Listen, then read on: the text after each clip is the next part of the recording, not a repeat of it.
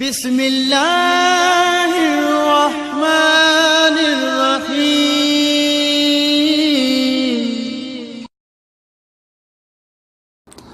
औज़ु बिल्लाहि मिनश्शैतानिर्रजीम।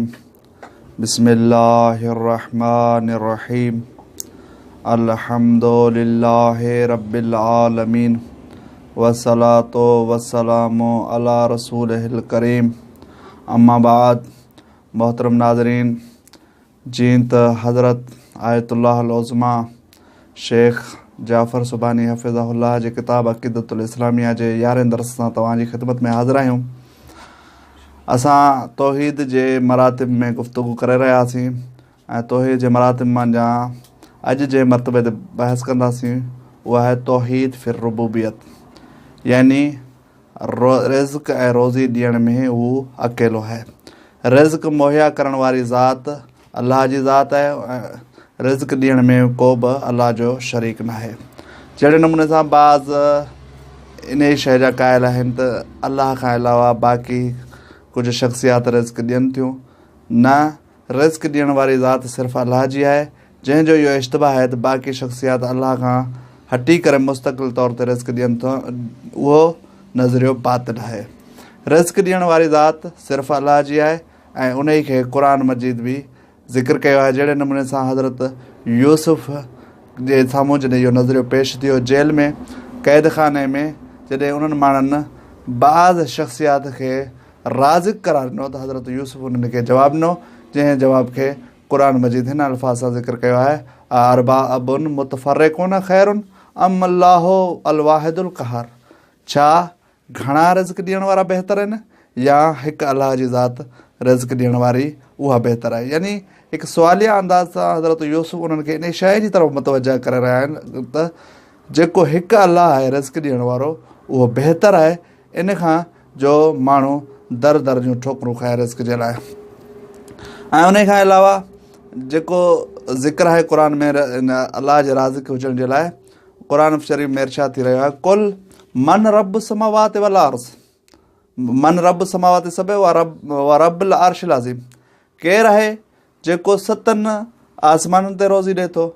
यानी बाज़ जी नज़रियो उन्हनि जो इहो आहे त रोज़ी अलाह थो ॾिए, अलाह खां अलावा बाक़ी अशख़ास बि रोज़ी ॾियनि था, त उन्हनि खे मुखातिब थी करे क़ुरान में इरशाद थिए थो जेके जिन्हनि खे तव्हां रोज़ी ॾियण वारो चओ था उहे सिर्फ़ु ज़मीन ते आहिनि। जेके 7 आसमाननि ते जेके मख़लूक़ात आहिनि उन्हनि खे रिज़्क़ ॾियण वारो केरु आहे, ऐं अर्श अज़ीम ते जेके मख़लूक़ात रहनि थियूं उन्हनि खे रिज़्क़ ॾियण वारो केरु आहे। यानी क़ुरान पंहिंजे साफ़ अल्फाज़ में बयानु करे थो त राज़िक़ सिर्फ़ु अल्लाह जी ज़ात आहे। हा, उन खां अलावा कुझु असबाब आहिनि जेके अल्लाह मुहैया कया आहिनि। यानी बाज़ माण्हुनि जो रिज़्क़ बाज़ मक़ामात ते उन्हनि मुक़ररु कयो आहे। जहिड़े नमूने सां ज़मीन खे इन शइ जे लाइ मुक़ररु कयो आहे, मुसख़र कयो आहे त हू अनाज पाए ऐं उन अनाज वञा इंसान रिज़्क़ हासिलु कनि। इहे वसाइल आहिनि। हक़ीक़त में राज़िक़ अल्लाह जी ज़ात आहे।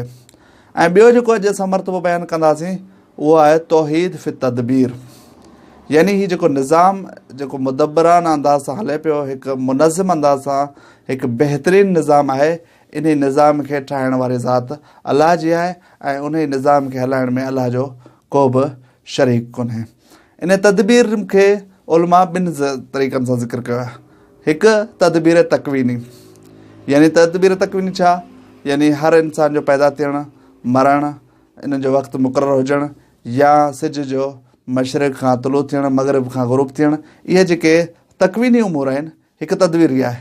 ॿी तदबीर जेका आहे तदबीर तशरीह जंहिंखे, यानी अल्लाह कुझु क़वानीन वज़ा कया आहिनि, उन्हनि क़वानीन ते हलंदे इंसान बहितरीनु तरीक़े सां हली सघे थो, इंसान पंहिंजी ज़िंदगी खे संवारे सघे थो। लेकिन उहे अल्लाह जेके क़वानीन आहिनि उहे बंदनि जे ज़िमे रखिया आहिनि। हाणे अगरि उते को ख़लल अचे थो त उहो बंदनि जे तरफ़ां हूंदो आहे। अल्लाह जे वज़ा कयल क़ानून में को बि ख़लल न आहे। उन जेको बि उते नुक़सानु थिए थो उनजो ज़िमेदार बंदा आहिनि, छो जो अल्लाह उन्हनि खे सिर्फ़ु क़ानून वज़ा करे ॾिना आहिनि, इख़्तियार बंदनि जे ॾिना आहिनि। हाणे हिते बाज़ जॻह ते बाज़ मुदब्बरात जो ज़िक्र आहे, उहे बि बेइज़्न आहिनि। जी क़ुरान शरीफ़ में इरशाद थी रहियो आहे, फल मुदब्बिरात अमरा, मलाइका जे लाइ अल्लाह साईं फरमाए थो मुंहिंजे अमर सां हू तदबीर कनि था।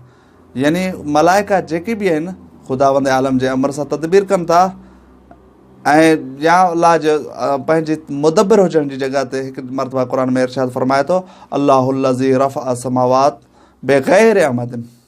अलाह जी उहा ज़ात आहे जेका बग़ैर सुतून जे हिन आसमान खे बीहारियो आहे। अॼु जेके असां 2 मरतबा बयानु कयासीं तौहीद फिल रुबूबियत ऐं तौहीद फिल तदबीर, इंशाअल्लाह तौहीद जा अॻियां मरातिब असां बयानु कंदासीं। वस्सलामु अलैकुम वरहमतुल्लाहि वबरकातुहू।